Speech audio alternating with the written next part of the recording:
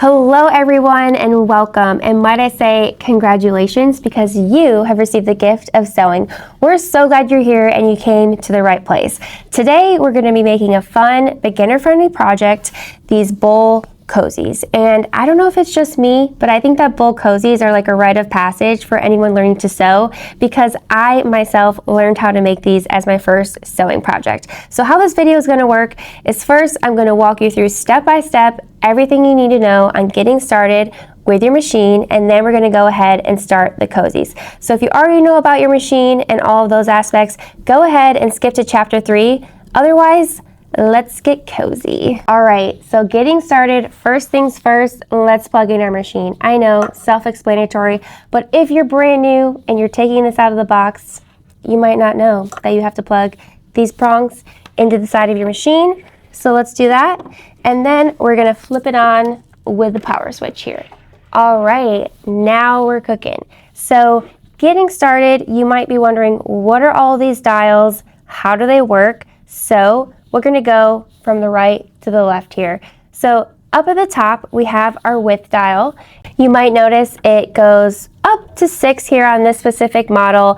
But what it does, if you see on your stitch selection dial, you know, there's decorative stitches, zigzag stitch. If you want to adjust the width of that, how it goes from left to right, this is where you would adjust that. If you're in a standard straight stitch, you don't need to adjust the width really because it's just a straight stitch. But you could use it to still move your needle position. Today, I'm going to be keeping my width right at 0 because we're going to be using a standard straight stitch and I'm going to be having my needle in the center. But remember, the width dial can be used to move your needle position and of course, adjust the width of a decorative stitch. So keep that in mind. Then the width will move that needle position. Now, this specific model here also has a needle position dial, which would kind of do the same thing as the width selection, but if you wanted to quickly go from left, right to center, you could adjust that as well. The tension, we're gonna kind of leave that as is today. We're gonna leave that in a standard setting right at 4.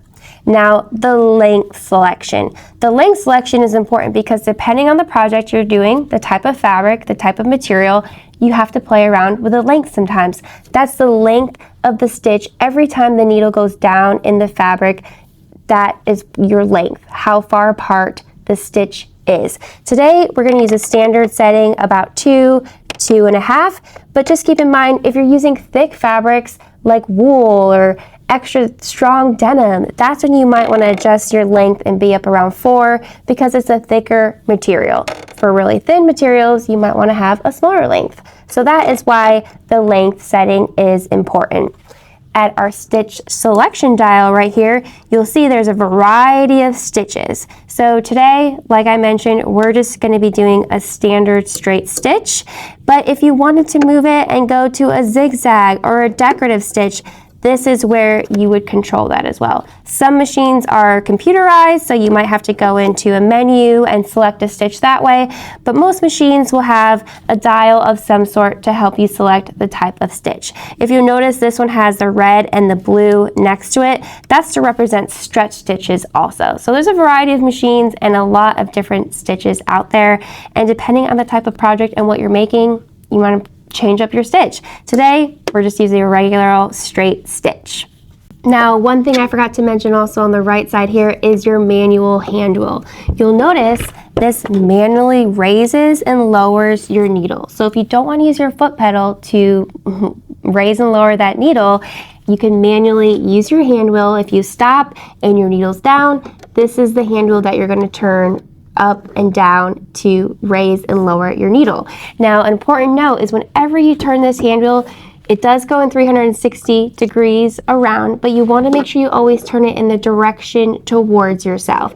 If you go too far back in the wrong direction, sometimes that can jam up your machine. So just remember, always turn it towards yourself and it manually raises and lowers your needle. So if you feel stuck, look for this dial.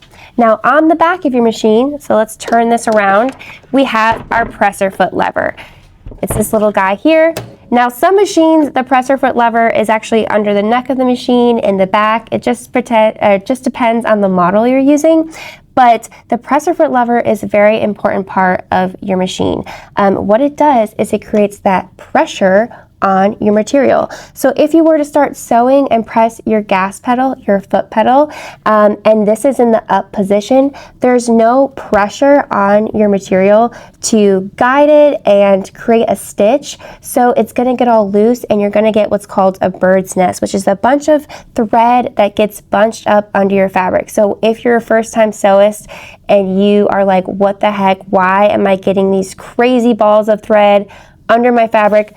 Put your presser foot down. I like to call it your seatbelt. So just like when you're driving, you get in a car before you press that gas and you go anywhere, same thing with sewing. You want to put your seatbelt on before you press your foot pedal. So remember, seatbelt on before you sew. Now, underneath your presser foot, so this is the presser foot lever, this is the presser foot. Now in sewing, you'll hear the term feet. There's a lot of different types of feet. So this itself is the presser foot. There's different types of feet and they usually just snap off like this, and your machine should come with a few different feet that are included. This one has a little button, a little lever in the back that you push to drop the presser foot, and then you would match it up with this bar to snap it back in place and use that presser foot lever to lower on and snap it back in place. So if you need to change your foot, which we won't be doing for this project, that is how you change your presser foot. Underneath your presser foot are these little metal groove things. Those are called the feed dogs. The feed dogs, just like their name, you're going to feed the fabric to the dogs. You're going to put your fabric under your presser foot, and those feed dogs are what move and guide your material. You don't need to tug or pull your fabric because those feed dogs are going to guide it for you. Your hands are just going to kind of act as a directional placeholder. If you do need to really tug or pull your fabric, something is probably jammed. Now this little lever right here is called your backstitch lever. Your reverse lever, it looks like it has a little U-turn symbol. So what you're going to do for this on this specific model, I would hold this down while I press my foot pedal at the same time, and it's going to tell your machine to sew backwards. Now you only do the backstitch for a few seconds after you've begun sewing at the beginning and end of a stitch to create a lock in your seam, so it doesn't open up. Later, before we start these koozies, I'm going to give you a full demo of how the backstitch works, but just know this little lever here with the U-turn symbol is your backstitch lever. Some machines might just have a button of some sort, but it usually has this little U-turn symbol noted. Now this is your bobbin, and after I go over threading all of that, I'm going to play a little video in here on the types of bobbins and how to properly wind and insert them. It will be included in this video, but just so you know, there is a little snippet I'm going to show later to fully explain how to wind and insert these. But this is what a bobbin looks like. It's a clear secondary spool of thread that lives inside of your machine. I'm going to show you now how to thread your machine and get started in that aspect. Starting out, you're going to take your spool of thread and you're going to need your spool cap. So it should come with your accessories. Mine looks like this. There's smaller versions as well. And you're going to slide your spool of thread on your spool pin. Now, some machines, your spool pin might lay like this or stand upright. Doesn't really make a difference, but you're going to put your spool of thread on your spool pin. You're going to take your spool cap and put it on the end. Again, if your spool pin is upright, you might not need a spool cap. Just depends on your machine. First, I'm going to take it over and I'm going to hook it in, hook number 1, just like the photo. And you'll notice there's numbers and arrows here that are going to fully guide you through the threading process. And what I want you to do now is take this hand wheel on the side, turn it towards you till this dial, this little lever right here called the thread take-up lever, is in the raised position. I want you to see it so it's all the way up. Now you're going to go over to hook number 2. That's right next to hook number 1. The arrow is pointing to it. You're going to go down around number 3, around U-turn number 4, you're going to go up and you're going to wrap it around the thread take-up lever, and you want to make sure it fully falls in that take-up lever. You want to make sure it's in that little loop right there.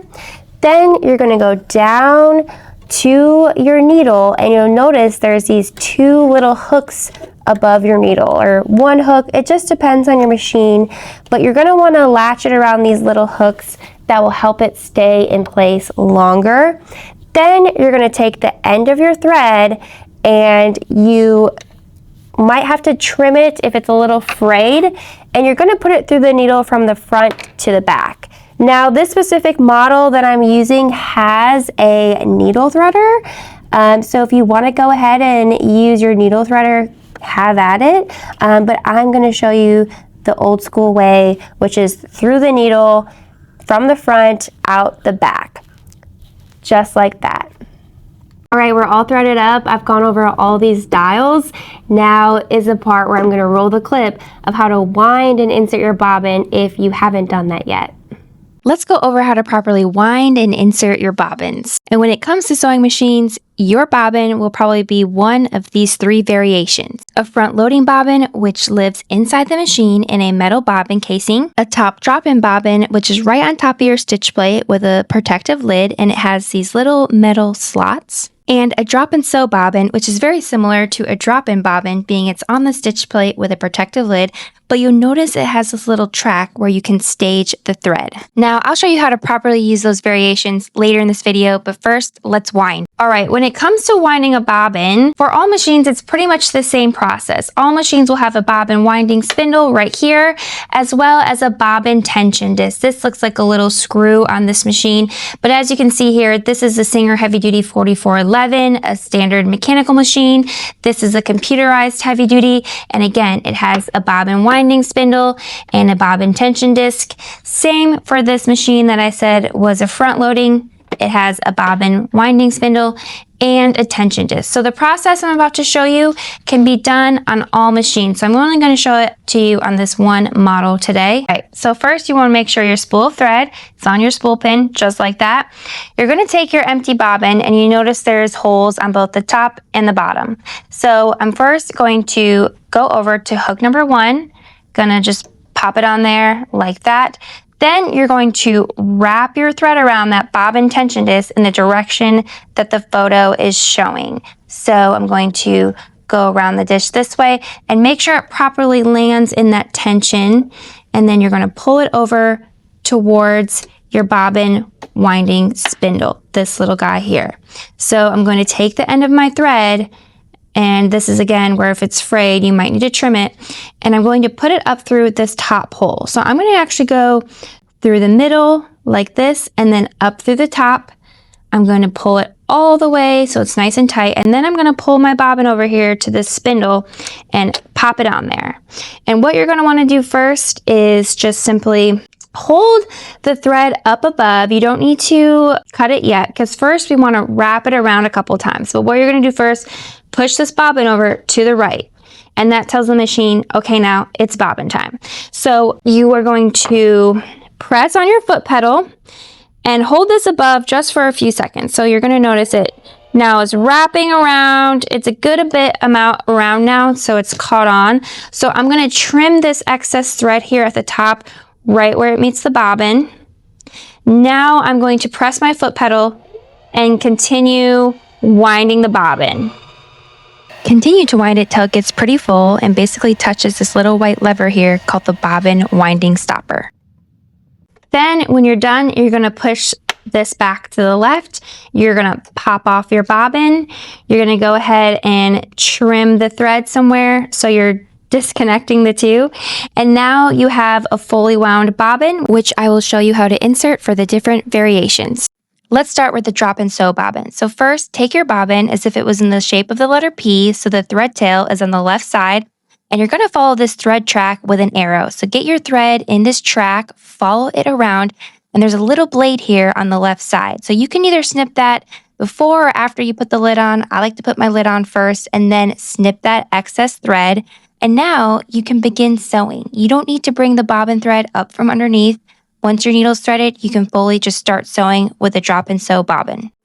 For a top drop-in bobbin, you'll insert it just like the last one with the thread tail on the left side as if it was in the shape of the letter P, and then you're going to pull it towards you slightly and wrap it around these little metal slots and then pull your thread tail over to the left.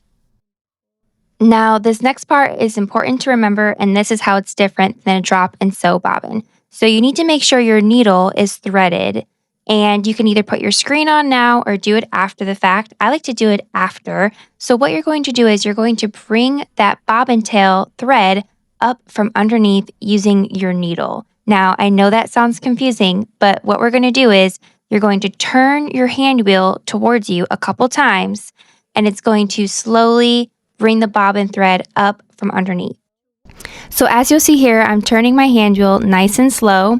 That needle thread is going to wrap around and grab that bobbin thread tail. And as you do that, then you're going to gently tug on the needle thread from above, and it's going to pull the bobbin thread from underneath. Once that little loop appears, go ahead and grab it and pull it all the way through. So then you'll have your bobbin thread and your needle thread fully above your stitch plate. Now, once both threads are up, you can put on your protective screen, and now you can begin sewing. Lastly, for the front loading bobbin, first let's talk about this bobbin casing. I know it might look a little scary. It's this metal casing, and if you're ever trying to take it out of the machine, you can pull on this little flap here to remove it from the inside of the machine. You'll notice it has slots and tracks to kind of follow the thread along. So what you're going to do first is, again, in the shape of the letter P, take your bobbin and put it inside of the casing right around the little center notches to match it up.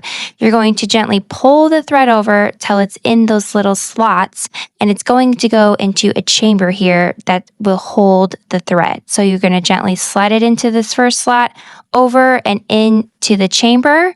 Make sure it's in there nice and good. And now we can pop it in the machine. So you're going to take the casing that has the bobbin in it, and the center part of the bobbin is going to go around this rod here, and you're going to press it in, match it up, and once you know it's in place, it will make a snap noise. Now, just like the drop-in bobbin, we need to bring the bobbin thread up from underneath using that needle thread. So you're going to turn your hand wheel towards you a couple times, nice and slow, and you notice this thread comes around the middle. Then that's when you're going to gently tug on that needle thread that's up above, and it's going to slowly bring up that bobbin thread. So once that comes up, go ahead and grab that, pull it on out, ensuring you have both your bobbin thread and your needle thread up above the stitch plate. And now you can begin sewing. All right, now let's do a little quick practice. So our machine is threaded, we've inserted our bobbin, we've done all of the parts to get started with the actual machine. You're going to take your foot pedal, get it in a good position near your foot where you can ease into it. I like to use a lot of driving references. So in sewing, you want to make sure, just like in driving, when you first press that foot pedal, don't go out of the driveway 100 miles per hour. Ease into it, do a nice little light press on your foot pedal. So I'm going to take a piece of practice fabric. This is just a scrap right here. And you want to make sure first you're going to take your fabric and put it all the way under your presser foot. You don't want to start in front of it, all the way ahead of it. You want to get all the way under it so those feed dogs can catch it and grab onto it. And what's the first thing we do? Put our seatbelt on in the down position. I'm going to have my hands acting as a placeholder to kind of guide it. I don't need to tug or pull on it. I'm going to lightly press on that foot pedal, and as you can see, I'm doing a nice straight stitch. Now what I'm going to show you is that back stitch. So say I'm starting out right here. This is the beginning of my stitch. I'm going to go forward. I always say 2 seconds, 2 steps forward. Then I'm going to hold this down. I'm going to keep holding it, and I'm going to press the foot pedal at the same time, and you're going to notice it goes in reverse. So I'm holding this, pressing the foot pedal, and now it's going backwards, and I just need to do that for a couple seconds to create a quick little lock. I'm going to let go. Then I'm going to go forward to wherever I want to stop. So say I get here, this is my end point. I'm going to hold this down once more while I press the foot pedal to create my second lock in my seam, and that's all. That's how you do a back stitch at the beginning and end. So just keep in mind, you don't need to continuously do it. You only do it at the beginning and end to create a quick little lock in your seam. Now to remove your material from the machine, this is an important part. also because a lot of times if you pull your fabric away at the wrong point, you can lose that needle thread. It can come unthreaded. So say I'm down here, I'm just going to lower my needle to show you. A lot of times people get to this point, they raise up their seatbelt and they're like, I'm stuck. First, check your needle. If it's in the down position, we want to raise it up. So you're going to use that hand wheel on the side to raise it up. And when you remove your material from the machine, it's always best to have this take-up lever in the up position. That way, it's not weirdly wrapped around your bobbin. So now that it's all the way up, I'm going to fully pull it off to the edge, and you want to make sure you leave a few extra inches of slack off the side. If you were to take your scissors and cut it right underneath, you could lose that needle thread or that bobbin thread, and you might have to redo some of those processes we just did. So I'm going to pull it away. I'm going to snip it. I have a nice little blade here on the edge of this machine, and then that's how you pull your material away. So again, do a couple stitches, practice it out just to get familiar before we start these bowl cozies. You're going to do a back stitch just like that to remove your material. Make sure that take-up lever is all the way up. Pull up your seatbelt, pull it off to the side, and then snip it. If you ever try and pull away your fabric and it feels snagged, like it's stuck, that take-up lever probably isn't all the way in the raised position. So make sure when you stop, you're ready to take your fabric out. Check this first and then pull it away. It will save you all the headache.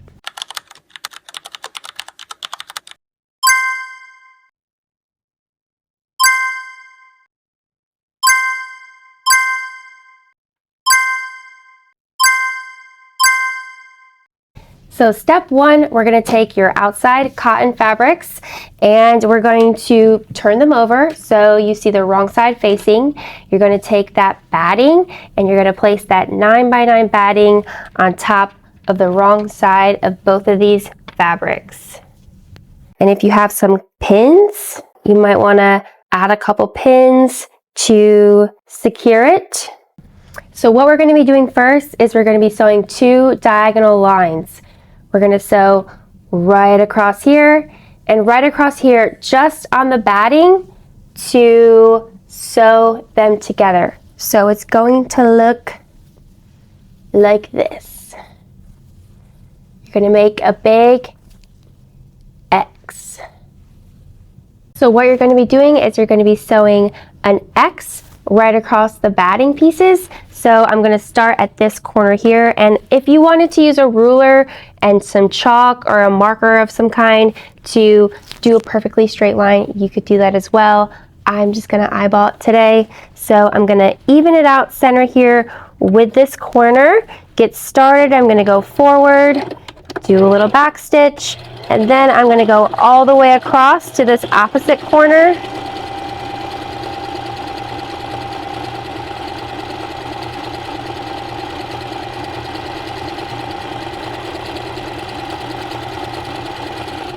Do another little back stitch, take it on out,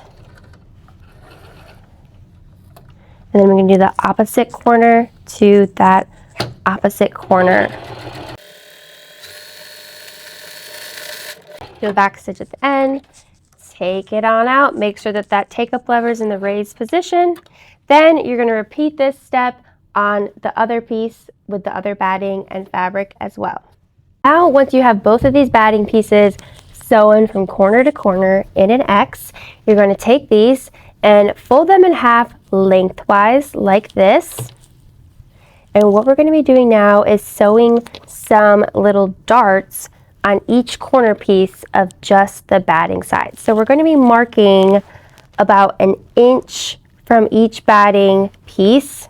So I'm going to make an inch marker right here, an inch on this side, and then an inch on the opposite. So you're going to sew a little dart straight across here on both corners. So I'm going to do a 1-inch dart that way and do it on both pieces. So again, we're going to be stitching right in the batting, just a quick little diagonal line across these 1-inch markers. You're going to be sewing right across here, a little forward, back stitch still, all the way to this edge. Do a little back stitch there, take it on out,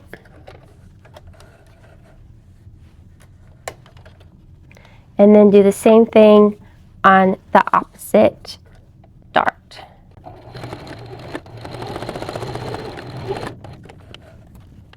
So repeat that on the opposite side.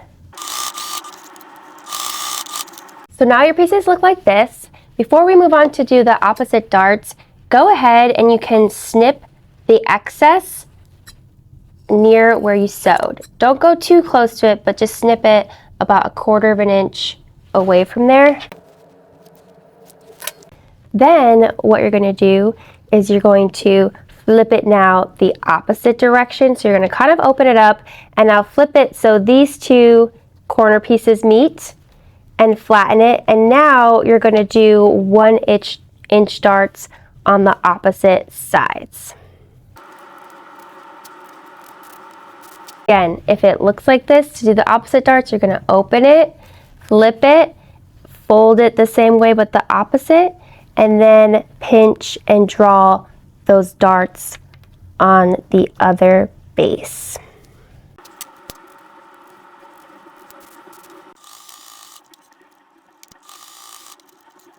And then again, I'm going to take my scissors and trim the excess of those corners. All right, now you can see your cozies are starting to create a bowl shape. So go ahead, flip one of them so it has the batting side like this and one like that. And what we're going to do is you're going to put the two good sides of the fabric together like this and match them up. So you want to make sure these seams here are really getting matched up and these corners all along. You might have to kind of shove it down in there. Then I'm going to take some pins, or you can use clips, and I'm going to clip or pin these two together all along these edges here. Make sure it's nice and evenly matched up.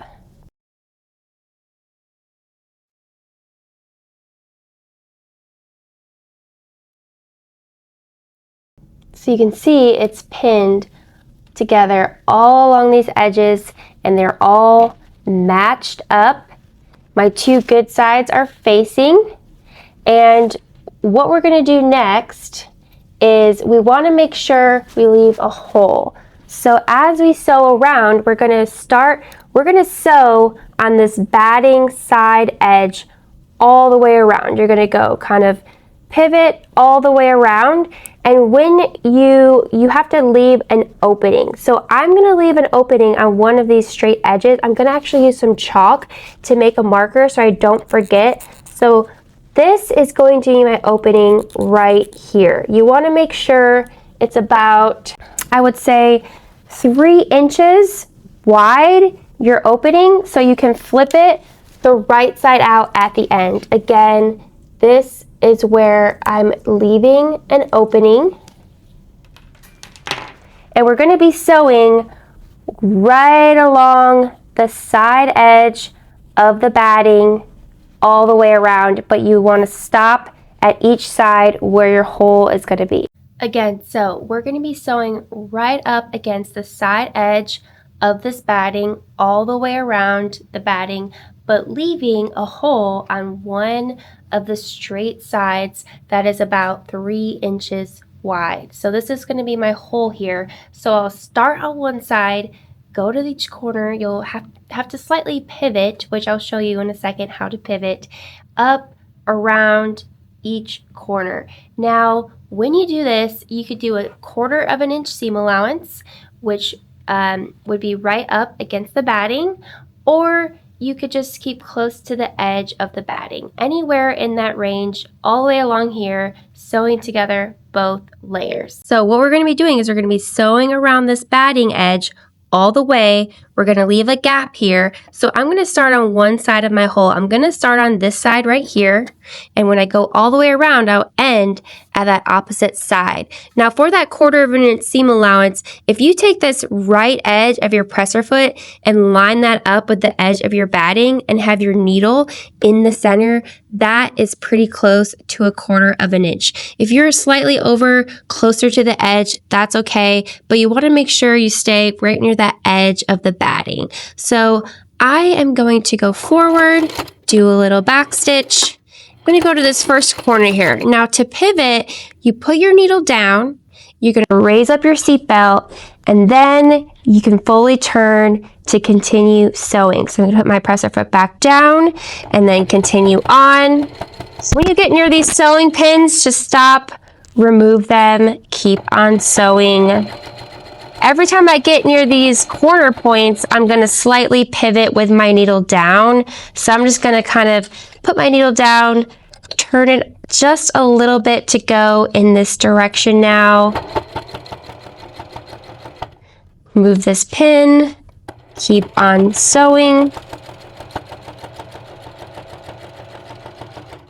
So every time you get to the corner, you're going to lower that needle, raise the seat belt, turn and pivot, and then put your presser foot back down. Sewing through all of these layers.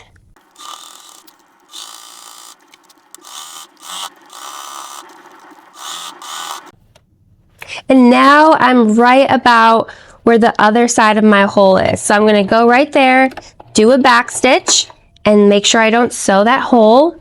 Going to take it on out.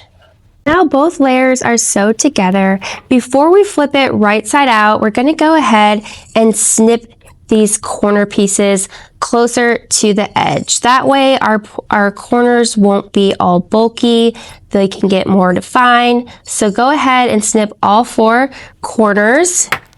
Then you're going to go through your hole, and it might take a little bit of finagling, might have made my hole a little too small, but you're going to flip it right side out by pulling it through that hole. So now you can see it's starting to take shape. Now you're going to want to grab something to use as a point turner. Now you can see it's starting to take shape, and before we move forward, you might think, oh my gosh, how is this going to be a koozie? It's going to take a little bit of finessing to get it to its right shape. Now I have what's called a point turner right here. You can use a chopstick or anything pointy to get in there through this hole and really push these corners out. Then we're going to go over to the iron and give it a good press all throughout. So you really want to make sure you push those corners out and roll your edges of your seams. I'm going to push all 4 corners out. Roll these edges. And now you can see it's starting to take shape. Keep rolling. Now you can see there's a natural little fold here. Now this little fold where we left the hole, the last step is we're going to do a top stitch all along these edges here. And when we do that, we'll close the hole at the same time. But before we do that, we're going to go over to the iron and really give it a good press, and then you'll see its shape will really come about. So now you're going to take your iron and you're going to give it a good press all throughout those seams and those corners to really flatten it out and give it a clean, crisp look. Again, really using the tip of the iron to just kind of push in those corner edges all along those edges of the top. And then the hole that you left right here, you want to make sure that those pieces of fabric, the extra on the outside, are folded inward, and then that way when we do that top stitch, we'll fully close that hole and you won't even know that there was a hole there. All right, so we're going to start right here on the edge where our hole is. If you want to put a clip or a pin here to hold it together, you can. My hole's not very big, so I'm just going to kind of start out right here. I'm going to get it lined up with this edge of my presser foot, put my presser foot down. Now is where I'm going to adjust my width because I want to move my needle position over a little bit closer to the edge. So you can either use the needle position dial or your width to go from left to right. I'm going to move my needle position though, so it's closer to the right. So now we can sew this top stitch right along the edge and keep your presser foot lined up with the fabric. I'm going to go forward, do my back stitch, and then continue with this top stitch. Every time I kind of get in this corner here slightly, I'm going to pivot just a little bit to go around these angles. Make sure you put your seatbelt back down.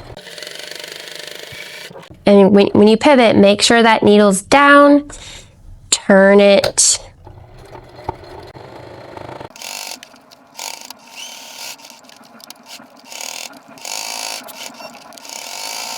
You're going to go all the way till you meet back up where you started. And then you'll do one more back stitch at the end where you started. And then you take it on out. Just going to snip this excess thread. And that's your cozy. I am fully ready now to go make a bowl of soup. I hope you guys enjoyed this today, the gift of sewing. Sewing truly is the gift that keeps giving. I hope if you're a beginner and you're trying this out today for the first time, you keep on practicing. Make a couple more of these for your friends.